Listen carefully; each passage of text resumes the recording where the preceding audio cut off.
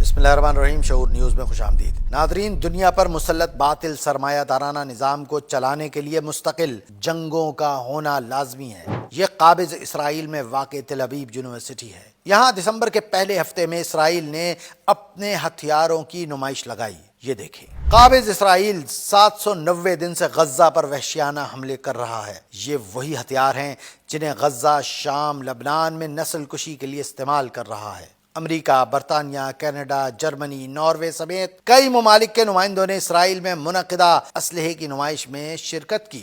उनको बताया गया कि इन हथियारों को फील्ड टेस्ट के तौर पर हज़ारों बेगुनाह निहत्थे मुसलमानों पर गज्जा, ईरान, लबनान और शाम में इस्तेमाल किया जा चुका है। गज़ा पर ड्रोन हमलों की फुटेजेस भी स्क्रीन पर दिखाई गईं, ये बताने के लिए कि इनके हमले कितने दुरुस्त लगते हैं। एक तरफ इसराइल मजहब के नाम पर यह जंग बर्पा किए हुए है, दूसरी जानिब इसी जंग को बेच रहा है। इसीलिए काबिज इसराइल मजहबी रियासत नहीं बल्कि एक सरमायादाराना रियासत कहलाता है। इसमें कत्ले आम भी इसी तरह बेचा जा रहा है। इससे सफाकियत और जुल्म ही परवरिश पाता है। आप देखें कि इसराइल ने जो मजहब का झूठा और जाली लेबल लगाया है वो किस तरह बेनकाब हो रहा है।